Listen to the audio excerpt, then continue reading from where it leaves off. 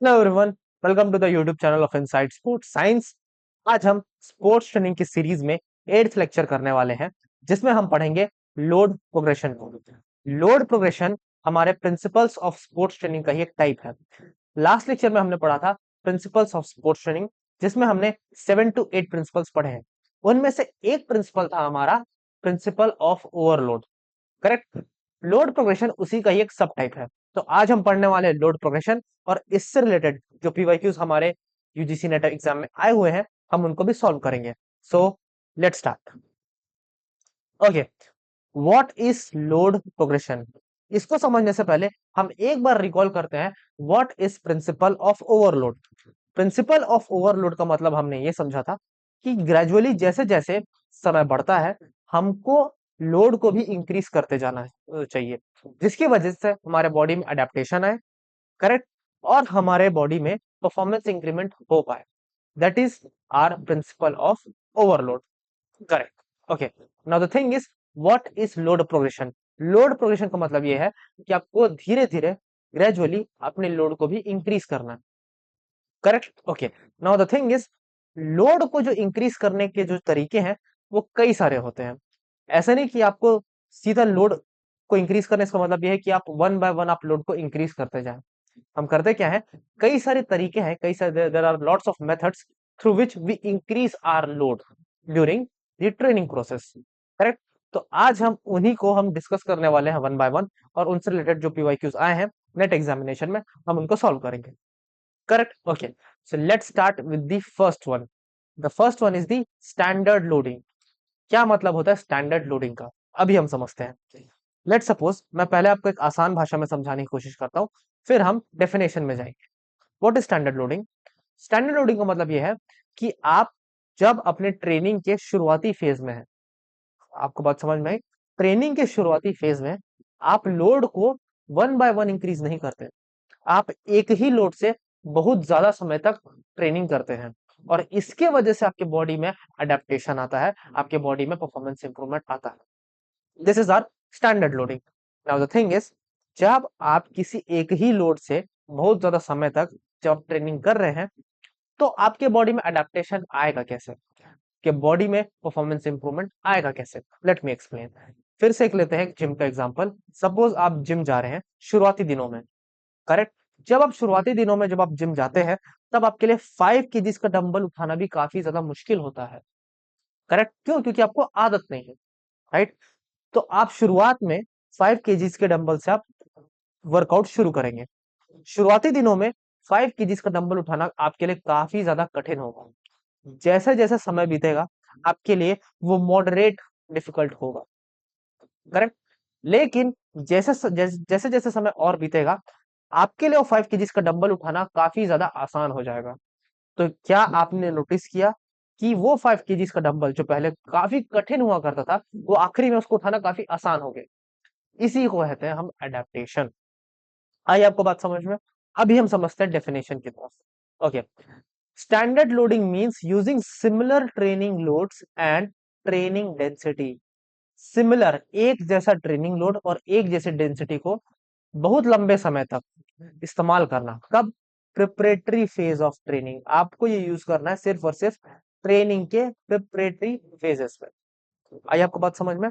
Performance improvement occurs mainly in early part of the preparatory phase. क्या कह रहा है कि स्टैंडर्ड लोडिंग से जो परफॉर्मेंस इंक्रीमेंट आता है, वो सिर्फ और सिर्फ प्रिपरेटरी फेज के अर्ली पार्ट में आता है। बाकी पार्ट में इंप्रूवमेंट आपके परफॉर्मेंस में नहीं आएगा। उसके लिए आपको लोड को इंक्रीज करना है। Correct. Because the load remains similar, the body adapts quickly and improvement slow down later. क्योंकि आपका लोड प्रोग्रेशन सिमिलर है, इसकी वजह से आपका बॉडी क्विकली अडेप्ट कर लेता है, और वो आगे जाके स्लो डाउन हो जाता है। तो यहाँ पे मैं कुछ की पॉइंट्स आपके लिए लिखता हूं। पहला तो है हमारा सिमिलर लोड। सिमिलर लोड, आप एक ही लोड से काफी समय तक ट्रेनिंग करते हैं, और ये आप कब यूज करते हैं? प्रिपरेटरी फेज में, early part of preparatory phase.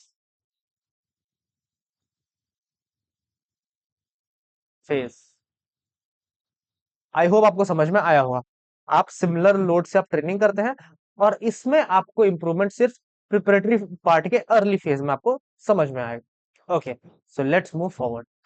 अब हम चलते हैं लीनियर लोड की तरफ। What is linear loading?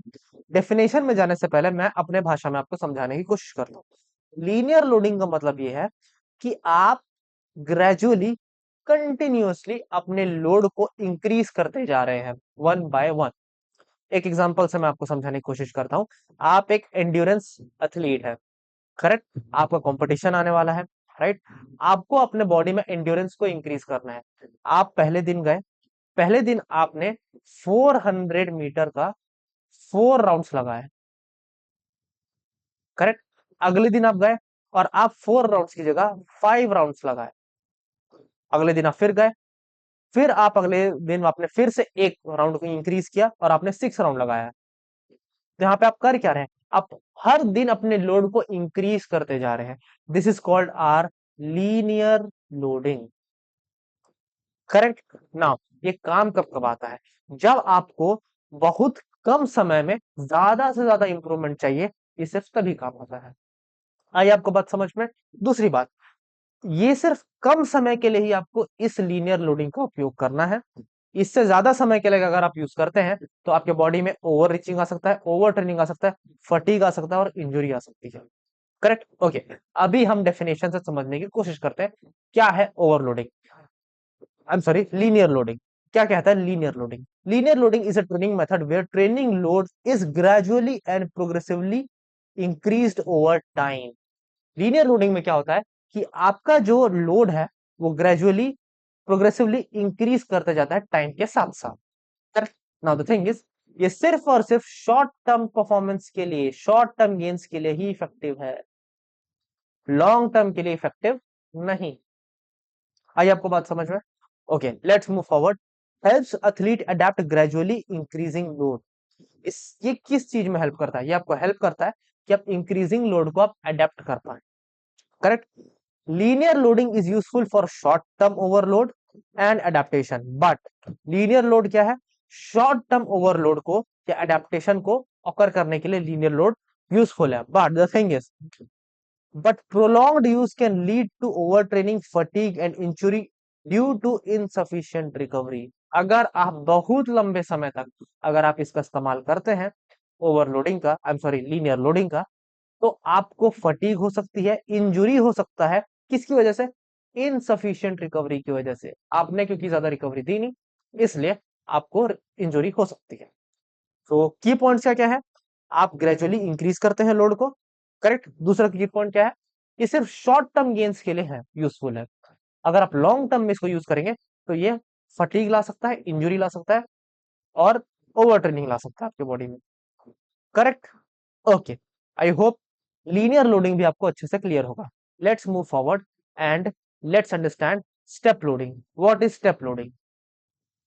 सबसे पहले मैं आपको स्टेप लोडिंग अपने भाषा में समझाने की कोशिश करता हूं। क्या होता है स्टेप लोडिंग? स्टेप लोडिंग में हम लीनियर लोडिंग की तरह हम पहले लोड को प्रोग्रेसिवली इंक्रीज करते हैं, राइट? हम पहले लोड को इंक्रीज करेंगे और उसके बाद, ताकि हमारे बॉडी में एडेप्टेशन आ सके, हमारा बॉडी फटीग से रिकवर कर सके, इसलिए हम उसके बाद अनलोडिंग देते हैं। अनलोडिंग मतलब हम लोड को थोड़ा सा कम करते हैं। है आपको बात समझ में? जैसे कि आप पहले आप जिम में गए, आपने यूज किया 5 केजीज के डंबल, करेक्ट? ओके, अगले दिन आप फिर गए और फिर आपने यूज किया 7.5 केजीज के डंबल्स। ओके, यहां तक की भी अच्छी बात है। फिर आप अगले दिन फिर गए और फिर आपने यूज किया 10 केजीज के डंबल। तो यहाँ पे आप देख रहे हैं मैं धीरे धीरे लोड बढ़ा रहा हूं। फिर जाहिर सी बात है आप प्रोग्रेसिवली ओवरलोड कर रहे हैं, लोड आप इंक्रीज कर रहे हैं, जाहिर सी बात है आपके बॉडी में फटीग आएगा। तो आप फोर्थ डे क्या करेंगे? आप करेंगे अनलोडिंग। फिर आप फोर्थ डे में क्या करेंगे? आप 2.5 केजीज के डंबल से आप एक्सरसाइज करेंगे, करेक्ट? ये हमने क्यों किया? ताकि हम अपने बॉडी से फटीग को हटा सके, हमारा बॉडी रिकवर कर सके, इसलिए हमने ये किया, करेक्ट? क्या किया मैंने? आपने लोड को पहले ग्रेजुअली इंक्रीज किया, उसके बाद आपने लोड को डिक्रीज कर दिया। क्यों? ताकि आपको बॉडी रिकवर कर सके, करेक्ट? ओके, अभी हम डेफिनेशन से समझने की कोशिश करते हैं कि डेफिनेशन क्या कहता है। Step loading is a training model where progressively overload is combined with planned unloading recovery period. क्या कहा जा रहा है? ये एक ऐसा लोडिंग सिस्टम है जिसमें हम ओवरलोड को हम देते हैं, वन बाय वन हम लोड को इंक्रीज करते हैं, उसके साथ साथ हम प्लान्ड अनलोडिंग देते हैं या रिकवरी पीरियड हम देते हैं। करेक्ट।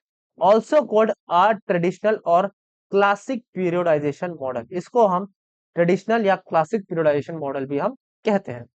करेक्ट। अब हम अनलोडिंग करते क्यों हैं, ये मैंने आपको पहले ही बताया है। अनलोडिंग और रिड्यूस ट्रेनिंग हेल्प्स इन।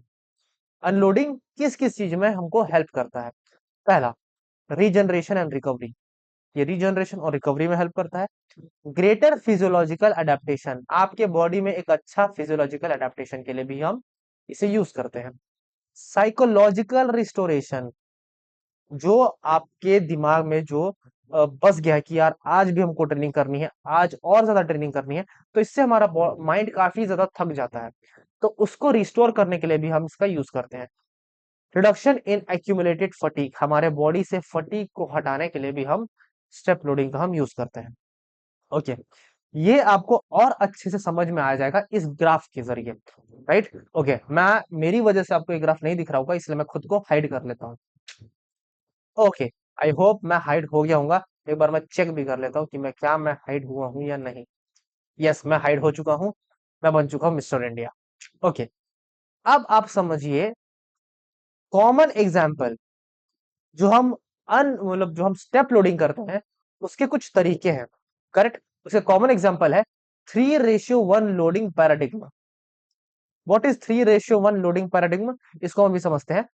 3 माइक्रोसाइकिल्स तक हम लोड को प्रोग्रेसिवली इंक्रीज करेंगे। आइए आपको बात समझ में। हम 3 माइक्रोसाइकिल्स तक हम लोड को प्रोग्रेसिवली इंक्रीज करेंगे, उसके बाद 1 माइक्रोसाइकिल में हम लोड को रिड्यूस कर देंगे, हम लोड को कम कर देंगे। अच्छा, ये इस डायग्राम से आपको काफी अच्छे से समझ में आ जाएगा। आप देख सकते हैं, ये है हमारा ग्राफ। करेक्ट। ये जो आपको ब्लॉक्स दिख रहे हैं, दिस आर माइक्रोसाइकिल्स। करेक्ट। माइक्रोसाइकिल्स क्या होते हैं ये मैं आपको बताऊंगा जब हम पीरियोडाइजेशन को पढ़ेंगे अच्छे से। अभी आप समझ लीजिए, माइक्रोसाइकिल आप कंसिडर कर लीजिए। करेक्ट। वाई एक्स आपको बता रहा है ट्रेनिंग लोड के बारे में। राइट। तो हमने 3 माइक्रोसाइकिल्स तक हमने लोड को इंक्रीज किया है। पहले ये था हमारा लोड, फिर हमने फिर लोड को इंक्रीज किया, और फिर हमने लोड को इंक्रीज किया। करेक्ट। तो 3 माइक्रोसाइकिल्स तक हमने लोड को इंक्रीज किया, और जो लास्ट जो फोर्थ माइक्रोसाइकिल था उसमें हमने लोड को डिक्रीज कर दिया। करेक्ट। तो आई होप आपको समझ में आया होगा। जो हमारा रिकवरी पीरियड है हम उसको रेस्टिट्यूशन भी बोलते हैं, यहाँ पे लिखा हुआ है restitution microcycle. So this was the 3:1 loading paradigm. Okay, अभी हम और आगे बढ़ते हैं, और जो दूसरा एग्जांपल है हमारा वो है हमारा 4:2 पैराडिग्मा। समझते हैं व्हाट इज 4:2 पैराडिग्मा। जैसा कि आपको इस ग्राफ से समझ में आ रहा है कि 4 माइक्रोसाइकिल्स तक हम लोड को प्रोग्रेसिवली इंक्रीज करते हैं। करेक्ट। हमने 4 माइक्रोसाइकिल्स तक हमने लोड को प्रोग्रेसिवली इंक्रीज किया है, और हमने आखिरी के 2 माइक्रोसाइकिल्स में हमने लोड को डिक्रीज किया है, ताकि हमारे बॉडी में रिकवरी आ पाए। करेक्ट। समझ में आया? ओके, एक और एग्जांपल है 2:1 लोडिंग पैराडिग्मा। इसमें हम क्या करते हैं, 2 माइक्रोसाइकिल्स तक हम लोड को इंक्रीज करते हैं, और आखिरी में हम लोड को डिक्रीज कर देते हैं। करेक्ट। आई होप आपको यहां तक की चीजें समझ में आई होंगी। सो लेट्स मूव फॉरवर्ड। अब हम समझते हैं कॉन्सेंट्रेटेड लोडिंग को। क्या होता है हमारा कॉन्सेंट्रेटेड लोडिंग, अभी हम समझने की कोशिश करते हैं। Let's understand. पहले मैं आपको आसान भाषा में समझाने की कोशिश करता हूं, फिर हम जाएंगे अब हमारे डेफिनेशन में। कॉन्सेंट्रेटेड लोडिंग का मतलब यह होता है कि आप कुछ समय तक, बहुत छोटे समय तक, आप काफी ज्यादा हाई इंटेंसिटी ट्रेनिंग देते हैं एथलीट को। काफी ज्यादा हाई लोड आप देते हैं कुछ छोटे समय के लिए एथलीट को। राइट। उससे क्या होता है, अडेप्टेशन बहुत जल्दी ऑकर होता है। लेकिन अडेप्टेशन ऑकर कब होगा? आपने तो हाई लोड दे दिया बहुत छोटे समय तक, लेकिन आपको एडिक्वेट अमाउंट ऑफ रिकवरी भी प्रोवाइड करानी है। क्या मैंने कहा? आपको बहुत छोटे समय तक हाई लोड देना है। राइट। और उसके बाद आपको एडिक्वेट रिकवरी देनी है। राइट। उससे क्या होगा, आपकी बॉडी में अडेप्टेशन भी काफी अच्छा आएगा, और आपका परफॉर्मेंस भी इंप्रूव होगा। So let's see what the definition states. Definition states athlete are expose to very high workloads. आपकी जो एथलीट है वो काफी हाई वर्कलोड से उसको अवगत कराया जाता है फॉर अ लिमिटेड पीरियड, कुछ समय के लिए। After this overload adequate recovery is provided. Correct. Okay. Recovery क्या हेल्प करता है? Recovery usually recover from concentrated loading if athlete usually recover from concentrated loading. Athlete तभी रिकवर कर पाएगा कॉन्सेंट्रेटेड लोडिंग से अगर proper recovery loads are given, sufficient rest is provided. Recovery load अगर आप प्रॉपर उनको प्रोवाइड करेंगे और सफिशिएंट लोड अगर उनको सफिशिएंट रेस्ट अगर आप उनको प्रोवाइड करेंगे, तभी आपका एथलीट रिकवर कर पाएगा। आई होप आपको समझ में आया होगा व्हाट इज कॉन्सेंट्रेटेड लोडिंग। बहुत ही कम समय तक, for a very less period of time, athletes are expose to very high workloads. Correct. Okay, so let's move forward. इससे परफॉर्मेंस में क्या इफेक्ट आता है? ड्यूरिंग कॉन्सेंट्रेटेड लोडिंग परफॉर्मेंस में temporarily decline due to accumulated fatigue.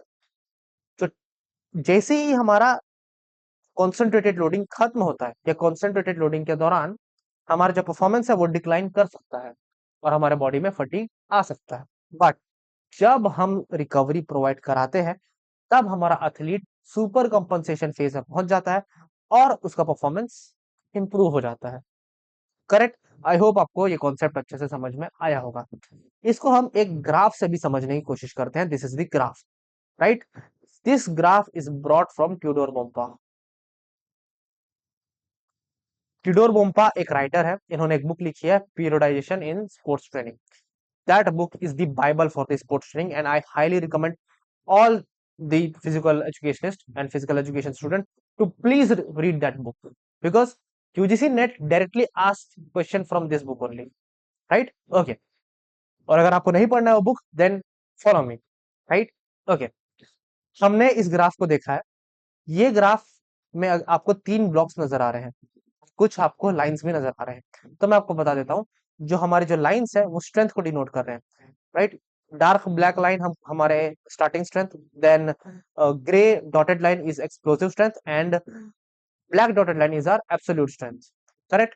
Now ये जो blocks है, जो डार्क ब्लॉक है दैट इज कॉन्सेंट्रेटेड लोडिंग, जो लाइट ग्रे है that is normal loading and the light grey, more light grey is our taper. Taper का मतलब क्या होता है मैं आपको बताता हूँ। जब भी एथलीट कंपटीशन के एक नजदीक होता है, whenever the athlete is very near to the competition, हम उसके लोड को डिक्रीज करते हैं, काफी डिक्रीज करते हैं। हम ट्राई करते हैं कि उसके बॉडी से सारा फटीग खत्म हो जाए। करेक्ट। उसके बॉडी से सारा फटीग खत्म हो जाए ताकि वो पीक परफॉर्मेंस दे पाए कंपटीशन के दौरान। करेक्ट। ओके, अब हम समझते हैं इस डायग्राम को, इस ग्राफ को। आप जिस ध्यान से देखिए, जब हमारा कॉन्सेंट्रेटेड ब्लॉक जब चल रहा है, कॉन्सेंट्रेटेड ब्लॉक के दौरान हमारा जो परफॉर्मेंस है स्ट्रेंथ का वो काफी नीचे है। करेक्ट। जैसे ही हमने रिकवरी प्रोवाइड करना शुरू किया, जैसे ही हम पहुंचे नॉर्मल लोडिंग के दौरान, ये हमारा नॉर्मल लोडिंग, इस दौरान हमारा जो परफॉर्मेंस है वो इंप्रूव करना शुरू किया और जैसे ही हम टेपर में पहुंचे हमारा परफॉर्मेंस काफी ज्यादा इंप्रूव हो गया। जो ग्राफ हमारा पहले नीचे था वो टेपर के दौरान, देखिए देखिए ये हमारा टेपर वाला पीरियड, यहां से लेके यहां तक टेपर के दौरान हमारा परफॉर्मेंस काफी ज्यादा इंक्रीज हो गया, राइट? यहाँ पे भी आप देख सकते हैं, राइट? यही इस डायग्राम से दर्शाने की कोशिश की गई है। ओके, अब हम समझते हैं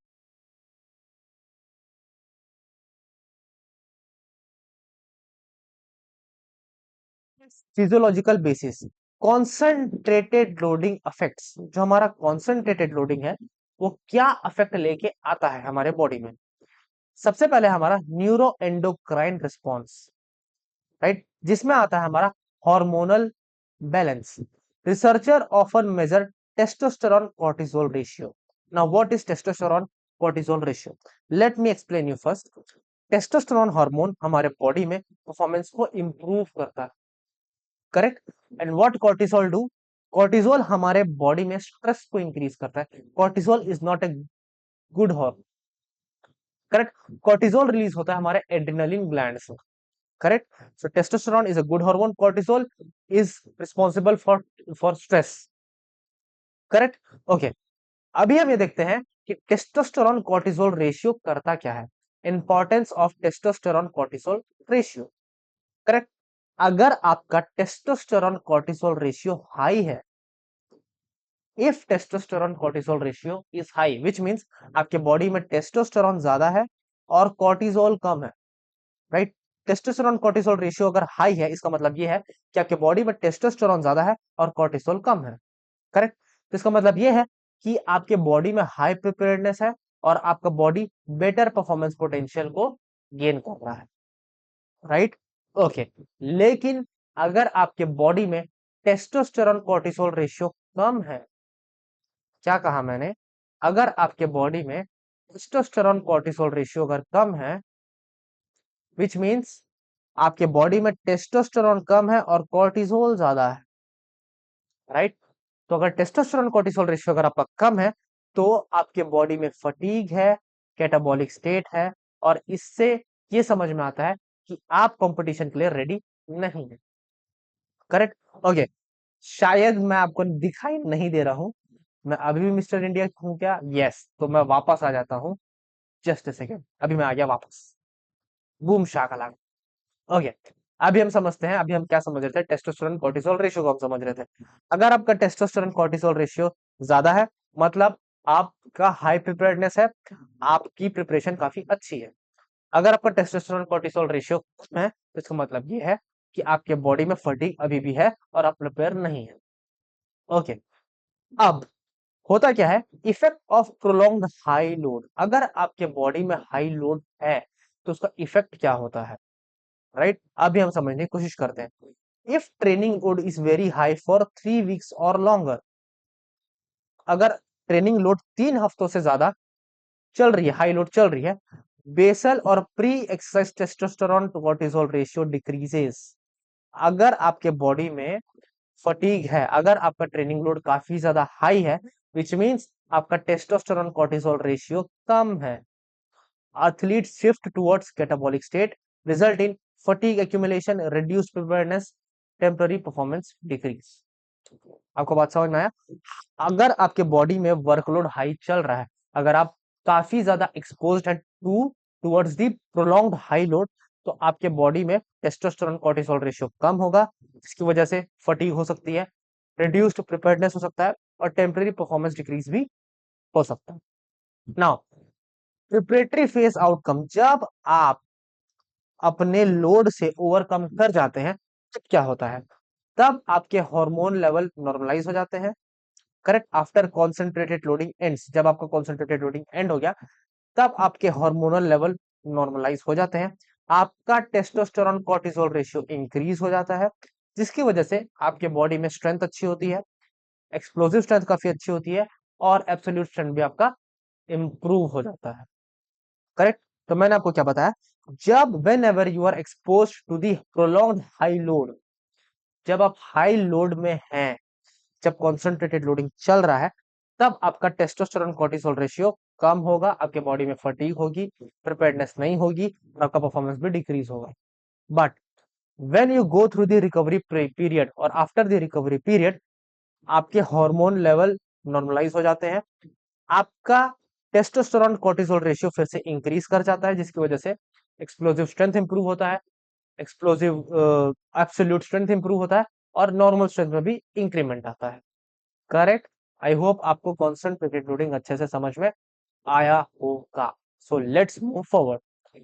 अभी हम समझते हैं conjugated sequential loading, right. Okay, समझते हैं हम कॉन्जुगेटेड सीक्वेंशियल लोडिंग को। क्या होता है हमारा कॉन्जुगेटेड सीक्वेंशियल लोडिंग?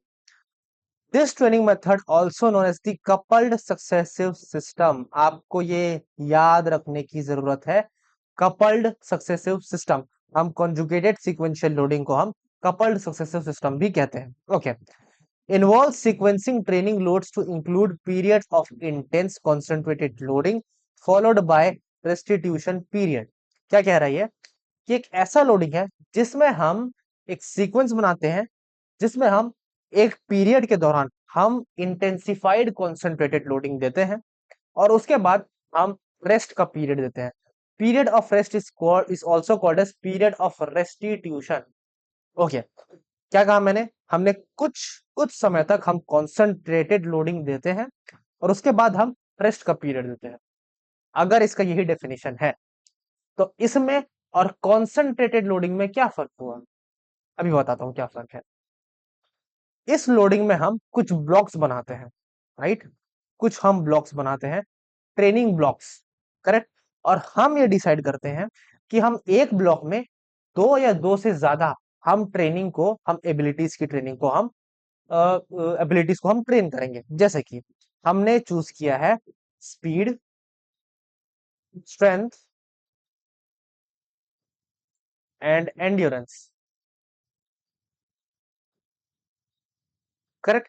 हमने डिसाइड किया है कि हम इन तीन एबिलिटीज को हम इंप्रूव करेंगे, speed, strength and endurance. Now the thing is, पहले ब्लॉक में हमने डिसाइड किया कि पहले ब्लॉक में हम तीनों एबिलिटीज की ट्रेनिंग देंगे, बट द थिंग इज हम स्पीड में सबसे ज्यादा फोकस करेंगे और स्ट्रेंथ और एंड्योरेंस को हम थोड़ा कम ट्रेनिंग देंगे। आया आपको बात समझ में? अब इससे क्या होगा, पहले ब्लॉक में आपने क्योंकि स्पीड की ट्रेनिंग बहुत ज्यादा इंटेंसिफाइड स्पीड की ट्रेनिंग दी है, इसलिए आपका स्पीड का ओवरलोड हो जाएगा, करेक्ट? ओके। जब हम एंटर करेंगे सेकेंड ब्लॉक में, तब हम स्पीड की जो ट्रेनिंग है उसको खत्म नहीं करेंगे, हम स्पीड की ट्रेनिंग देंगे, लेकिन सेकेंड ब्लॉक में हम स्पीड की जो ट्रेनिंग है उसकी इंटेंसिटी को कम कर देंगे और सेकेंड ब्लॉक में हम सबसे ज्यादा इंटेंसिफाइड ट्रेनिंग देंगे स्ट्रेंथ की। हमारा मेन फोकस होगा हमारा स्ट्रेंथ, और एंड्योरेंस और स्पीड को हम उतना ट्रेन नहीं करेंगे। इसके वजह से होगा क्या, आपका स्ट्रेंथ का जो इंप्रूवमेंट है वो तो होगा ही, क्योंकि आप स्ट्रेंथ में इंटेंसिफाइड ट्रेनिंग तो आप दे ही रहे हैं, तो स्ट्रेंथ तो इंप्रूव होगा ही, और जो स्पीड का इंटेंसिफाइड ट्रेनिंग आपने पिछले ब्लॉक में दिया है वो भी रिकवर हो जाएगा। यहाँ पे आप यहाँ पे स्पीड की ट्रेनिंग को बंद नहीं कर रहे हैं, आप कम कर रहे हैं, जिसकी वजह से आपका जो स्पीड का जो रिकवरी है वो यहाँ पे हो पाए। है आपको बात समझ में? और जब हम थर्ड ब्लॉक में जाएंगे तो थर्ड ब्लॉक में क्या होगा, just a second, third block में क्या होगा, हम स्ट्रेंथ की ट्रेनिंग को थोड़ा कम कर देंगे, स्पीड की ट्रेनिंग को भी हम कम कर देंगे, और फिर हम देंगे एंड्योरेंस की ट्रेनिंग, जिसकी वजह से क्या होगा, आपका एंड्योरेंस तो इंप्रूव होगा ही, लेकिन जो स्पीड और स्ट्रेंथ है वो भी पिछले ब्लॉक से अभी तक रिकवर कर जाएंगे। ओके, ये मैंने बताया था आसान भाषा में। अभी हम इसको यहाँ पे समझने की कोशिश करते हैं। Core structure and methodology block system पे काम करता है। The most common implementation uses block of 4 माइक्रोसाइकिल, हम कम से कम 4 माइक्रोसाइकिल का हम ब्लॉक लेते हैं। Primary emphasis, each block highlights one primary training focus, हम किसी एक ट्रेनिंग पे फोकस करते हैं, while other areas are relegated to maintenance load, other areas पे हम उतना फोकस नहीं करते ताकि वो मेंटेन कर पाए अपने लोड को। Okay, stimulus saturation, athlete undergo period of saturated with a specific training stimulus which intentionally elevated fatigue and may temporarily decrease certain performance variable। क्या कह रहा है ये, athlete saturated period, saturated मतलब highly intensified training, correct? undergo saturated with a specific training stimulus, हम specific किसी एक चीज को हम ट्रेन करते हैं, which intentionally elevates fatigue, जिसकी वजह से फटीग आता है, आपका जो परफॉर्मेंस है जिसकी वजह से टेम्पररीली डिक्रीज हो सकता है, जिससे आपके सर्टेन परफॉर्मेंस वेरिएबल में इफेक्ट पड़ सकता है, correct? Okay, progression example, an athlete might complete a concentrated strength block followed by unloading block where strength works decreases and speed work slightly increases to trigger super compensation effect। क्या कह रहा है, वही जो मैंने पहले कहा था। पहले ब्लॉक में हमने कॉन्सेंट्रेटेड स्ट्रेंथ ब्लॉक था वो, उसके बाद हमने अनलोडिंग ब्लॉक कराया जिसमें हम स्ट्रेंथ वर्क को डिक्रीज किया और स्पीड को हम स्लाइटली इंक्रीज कर दिए, जिसकी वजह से हमारा जो स्ट्रेंथ है वो रिकवर कर पाए। ओके, आई होप यहां तक कि आपको कॉन्सेंट्रेटेड लोडिंग अच्छे से समझ में आया होगा, right? Okay, I am sorry, conjugated sequential loading आपको अच्छे से समझ में आया होगा, correct? Okay, let's move forward और हम समझते हैं अब फ्लैट लोडिंग को। What is flat loading? मैं आपको सबसे पहले आसान भाषा में समझाने की, ओके, लाइट गोल हो गया था मेरे घर, चले शुरुआत करते हैं वापस से फ्लैट लोडिंग से। What is flat loading? मैं सबसे पहले आपको अपने भाषा में समझाने की कोशिश करता हूं, उसके बाद हम डेफिनेशन में जाएंगे। What is flat loading? Flat loading का मतलब यह है कि आप कुछ माइक्रोसाइकिल्स तक आप सेम लोड प्रोवाइड करते हैं, करेक्ट। उसके बाद आप अनलोडिंग देते हैं और उसके बाद वापस से आप लोड को इंक्रीज करते हैं। क्या कहा मैंने? आप कुछ माइक्रोसाइकिल्स तक आप सेम लोडिंग प्रोवाइड करते हैं, 5 केजीज 5 केजीज 5 केजीज। उसके बाद आप रेस्ट पीरियड प्रोवाइड करते हैं और उसके बाद वापस से आप परफॉर्मेंस को इंक्रीज करते हैं, वापस से आप लोड को इंक्रीज करते हैं। That is our flat loading. Okay, अब हम समझते हैं what the definition states. Flat loading is a specific method of training volume and intensity management where the workload remains constant across dedicated block of time। कुछ समय के लिए जो आपका लोडिंग है, जो आपका वेट है, जो आपका लोड है, वो सेम रहता है, करेक्ट, सिमिलर रहता है। उसके बाद हम अनलोडिंग देते हैं और उसके बाद हम फिर से अपने लोड को इंक्रीज करते हैं। फिर से देखते हैं हम डेफिनेशन को। A specific method of training volume and intensity management where the workload remains constant across a dedicated block of time, correct, before a significant change or unloading phase occur। आप कब तक के लोड को same रखते हैं? जब तक कि आपके बॉडी में अडेप्टेशन नहीं आ जाता और जब तक कि आप अनलोडिंग फेज नहीं दे देते, correct. Unlike traditional step loading where the demand increases progressively each week, flat loading emphasize stability and mastery of a specific physiological stimulus। जैसे कि हमने स्टेप लोडिंग में पढ़ा था, हमने स्टेप लोडिंग में क्या पढ़ा था, मैं आपको यहाँ पे फिर से एक बार डायग्राम उसका दिखा देता हूँ। स्टेप लोडिंग में हम ग्रेजुअली हम अपने लोड को इंक्रीज कर रहे थे। देखिए यहाँ पे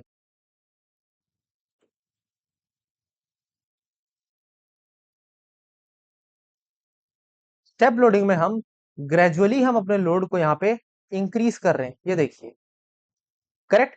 और उसके बाद हम दे रहे हैं unloading. But whereas if you talk about the flat loading, आपको इस डायग्राम से अच्छे समझ में आ जाएगा। हम यहाँ पे लोड को सेम रखे हैं 3 माइक्रोसाइकिल्स तक। और कब तक के हम सेम रखते हैं? जब तक कि हमारे बॉडी में अडेप्टेशन नहीं आ जाता। उसके बाद हम देते हैं अनलोडिंग, अनलोडिंग के बाद हम फिर से अपने लोड को इंक्रीज करते हैं। हम कुछ टाइम तक हम अपने लोड को सेम रखते हैं, फिर हम देते हैं अनलोडिंग और उसके बाद हम फिर कुछ माइक्रोसाइकिल्स तक अपने लोड को इंक्रीज करते हैं और सेम रखते हैं। आप यहाँ पे देख सकते हैं कि 3 माइक्रोसाइकिल्स तक हमने लोड को सिमिलर रखा है, अनचेंज्ड रखा है, करेक्ट। आई होप आपको फ्लैट लोडिंग भी समझ में आया होगा। And what is the difference between flat loading and step loading? Step loading में हम ग्रेजुअली हम इंक्रीज करते हैं प्रोग्रेसिवली लोड को, correct. And in this step loading हम लोड को इंक्रीज करते हैं। But whereas in the flat loading हम लोड को सिमिलर रखते हैं कुछ पॉइंट ऑफ टाइम के लिए, करेक्ट। आई होप आपको यहां तक की चीजें समझ में आई होंगी। ओके, अब हम आगे समझते हैं core principles of flat loading क्या कह रहा है। The primary goal is to provide concentrated stimulus that allow the athlete to adapt to a specific level of stress. हम क्या कर रहे हैं कि हम एक कांस्टेंट लोड रख रहे हैं ताकि हमारा एथलीट उसको अडेप्ट कर पाए without the moving target of weekly weight और वॉल्यूम इंक्रीजेस। हम टारगेट को मूव नहीं करते, हम वॉल्यूम को भी इंक्रीज नहीं करते, करेक्ट। हमने लोड को उतना ही रखा हुआ है। Consistency, the training load volume and intensity remain same for usually 2 to 3 weeks. हम 2 से 3 वीक्स तक हम वॉल्यूम और इंटेंसिटी को हम सेम रखते हैं। Adaptation period, it operates on the theory that the body requires a stabilization phase to fully absorb a specific training stress before it can handle a higher one। क्या कह रहा है कि हमारा बॉडी एक हायर लोड को तभी adapt कर पाएगा जब हमारा बॉडी पुराने लोड को अच्छे से अडेप्ट कर लिया है, करेक्ट। ओके, ये यहाँ पे जो कॉमन एग्जांपल है वो है 3:1 या 2:1। A common structure involves 2 or 3 week of flat loading followed by 1 week of active recovery और अनलोडिंग। क्या कह रहा है कि हम 2 से 3 वीक्स तक हम फ्लैट लोडिंग देखते हैं और उसके बाद 1 वीक के लिए हम अनलोडिंग फेज या हम रिकवरी फेज देते हैं। Okay, this is it.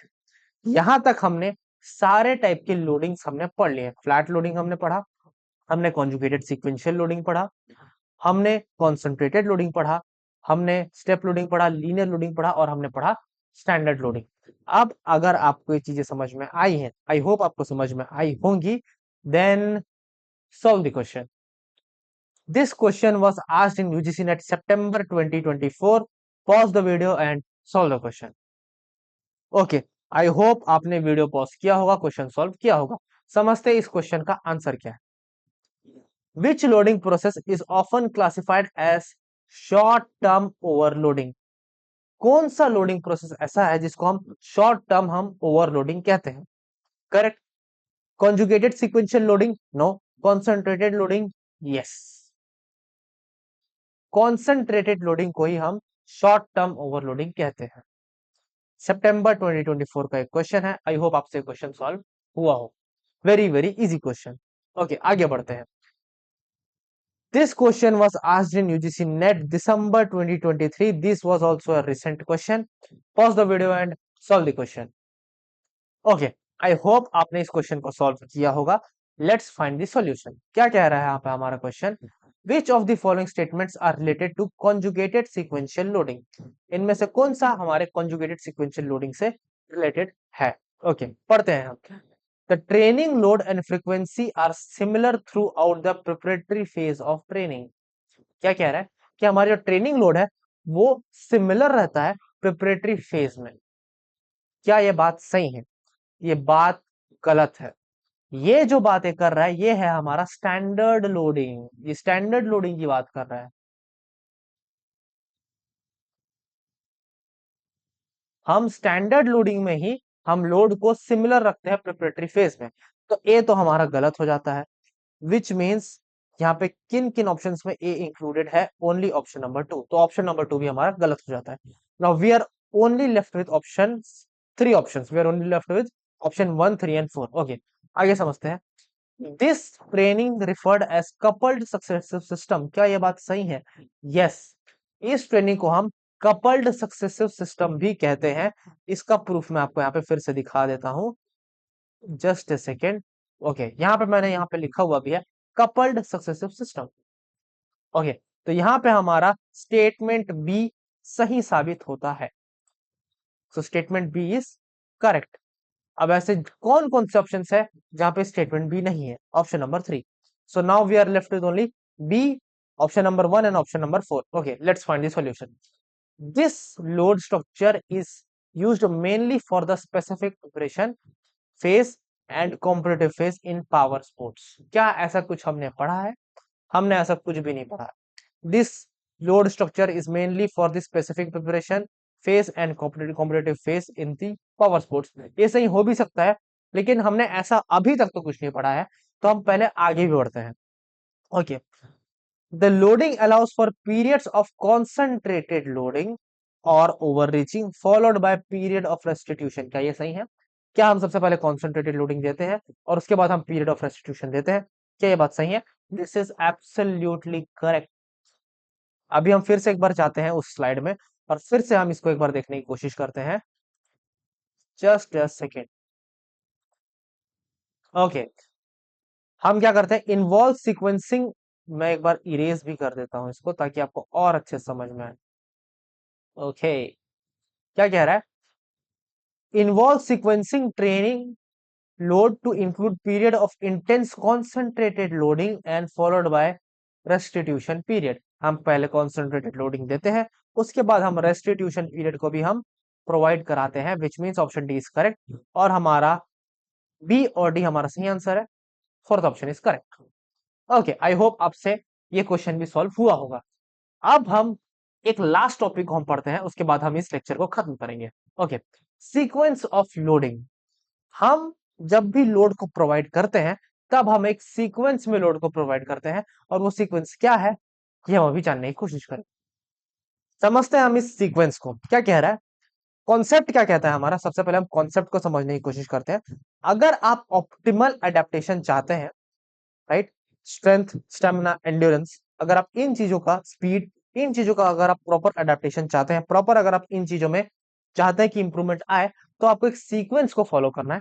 वो सीक्वेंस अब हम समझने की कोशिश करते हैं। ओके, कॉन्सेप्ट क्या कहता है? Proper sequencing ensures that each training block और phase potentiates enhance effectiveness of subsequent phases. क्या कह रहा है कि जब आप प्रॉपर सीक्वेंस को फॉलो करते हैं तब आपका हर एक जो आपका वेरिएबल है वो अच्छे से ट्रेन होता है। Strength and power, evidence suggest that optimal gains in power occurs when basic strength development established first. क्या कह रहा है, आपके बॉडी में पावर गेन तभी होगा जब आपके बॉडी में पहले से स्ट्रेंथ होगा, तभी आप पावर को अचीव कर पाएंगे। इसलिए रिसर्च ये सजेस्ट करते हैं कि आप पहले स्ट्रेंथ ट्रेनिंग दें, उसके बाद आप पावर ट्रेनिंग दें। ओके ओके, अभी हम समझते हैं कि ये सीक्वेंस होता क्या है। ये सीक्वेंस कुछ इस तरीके से नजर आता है। आप जब भी ट्रेनिंग देते हैं तब आप सबसे पहले एथलीट को जनरल फिजिकल प्रिपरेशन प्रोवाइड कराएंगे और उसके साथ साथ आप एरोबिक ट्रेनिंग भी प्रोवाइड कराएंगे। मतलब आप सबसे पहले क्या देंगे, आप सबसे पहले जनरल फिजिकल प्रिपरेशन प्लस आप देंगे aerobic training, aerobic training, correct. ताकि इससे क्या होगा, आपके एथलीट के जो वर्किंग कैपेसिटी है वो इंप्रूव हो पाए। ओके, उसके बाद आप आप क्या ट्रेनिंग देंगे, यहाँ पे ये बना हुआ है। फिर आप देंगे strength training, correct. Strength training देने के बाद आप देंगे स्पीड ट्रेनिंग और स्पीड के बाद आप देंगे एंड्योरेंस ट्रेनिंग। आई होप ये सीक्वेंस आपको याद रहेगा। This is the very very very very important sequence. मैं आपको फिर से रिवाइज कराता हूं। सबसे पहले आप देंगे जनरल फिजिकल प्रिपरेशन और एरोबिक ट्रेनिंग, करेक्ट। उसके बाद आप देंगे स्ट्रेंथ ट्रेनिंग, उसके बाद आप देंगे स्पीड और फिर आप देंगे एंड्योरेंस, करेक्ट। अगर आपको ये कॉन्सेप्ट क्लियर है और अगर आपको ये समझ में आया है, then solve the question. This question was asked in UGC NETs December 2023। Pause the video and solve the question. Okay, I hope आपने वीडियो पॉज किया होगा, क्वेश्चन सॉल्व किया होगा। अभी हम समझते हैं इसके सॉल्यूशन को। Arrange the sequence of optimal development of medium duration endurance for a cyclic sports. Cyclic sports में आप जब एंड्योरेंस ट्रेनिंग कराते हैं तो आप कैसे कराएंगे? पहला, general physical preparation, strength, speed, endurance, आपको इसको अरेंज करना है। तो मैंने आपको पढ़ाया है कि आप सबसे पहले जनरल फिजिकल प्रिपरेशन ही देंगे, करेक्ट। उसके बाद आप देंगे स्ट्रेंथ, स्ट्रेंथ के बाद आप देंगे स्पीड और स्पीड के बाद आप देंगे एंड्योरेंस, विच मींस का प्रॉपर सीक्वेंस होगा A B C and D, correct. So here option 4 is correct. Easy था, आसान था। आप, आई होप आपको ये क्वेश्चन अच्छे से समझ में आया होगा, करेक्ट। ओके, अभी हम समझते हैं और हम देखते हैं इस कॉन्सेप्ट को, ट्रेनिंग फैक्टर्स पिरामिड। जब भी आप ट्रेनिंग देते हैं तो ये कुछ फैक्टर्स है जो आपके ट्रेनिंग को अफेक्ट करते हैं। पहला आपका फिजिकल ट्रेनिंग, दूसरा आपका टेक्निकल ट्रेनिंग, तीसरा आपका टेक्निकल ट्रेनिंग और चौथा आपका साइकोलॉजिकल और मेंटल ट्रेनिंग। ये कुछ 4 फैक्टर्स हैं जो आपके ट्रेनिंग को अफेक्ट करते हैं, राइट। और अगर आप चाहते हैं कि आपके ट्रेनिंग में ऑप्टिमल गेन आए, ऑप्टिमल अडेप्टेशन आए, तो आपको इनको एक सीक्वेंस में ट्रेनिंग देना होगा। आपको सबसे पहले देना होगा फिजिकल ट्रेनिंग। क्या? Physical training.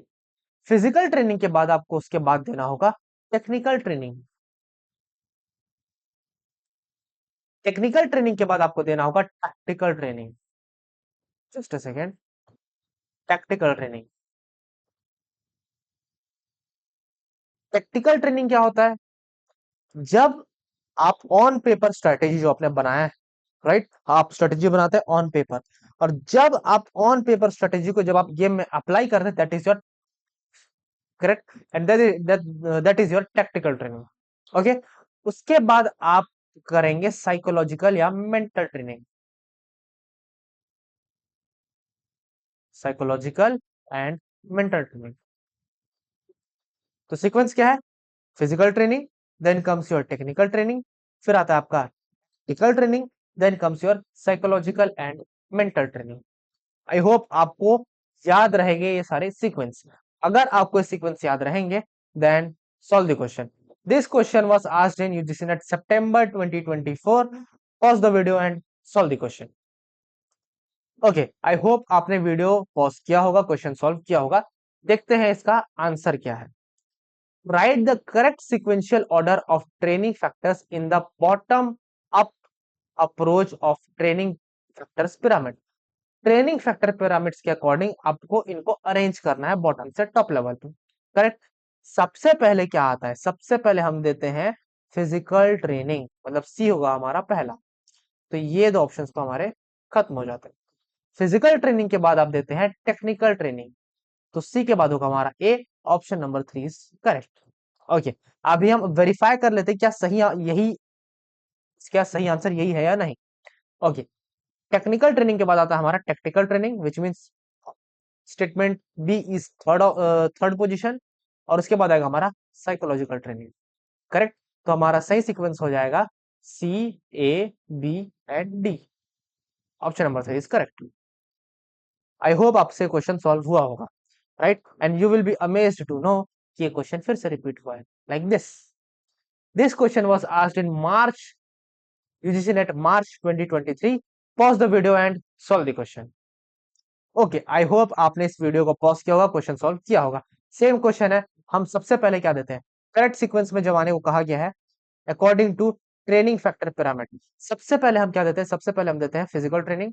उसके बाद हम क्या करते हैं, उसके बाद हम देते हैं टेक्निकल ट्रेनिंग। उसके बाद हम क्या करते हैं, उसके बाद हम देते हैं टेक्निकल ट्रेनिंग, और उसके बाद हम देते हैं साइकोलॉजिकल ट्रेनिंग। इसका सही ऑप्शन होगा A, C, D and B, option number 3 correct. I hope आपसे क्वेश्चन सॉल्व हुआ होगा। अगर सॉल्व हुआ है तो इस क्वेश्चन को सॉल्व कीजिए। This question was asked in UGC net 2021। Pause the video and solve the question. Okay, I hope आपने इस क्वेश्चन को सॉल्व किया होगा। Let's find the solution. क्या कह रहा है, sequentially arrange start to completion of the following factors in order of their developmental phase during the training program in sports.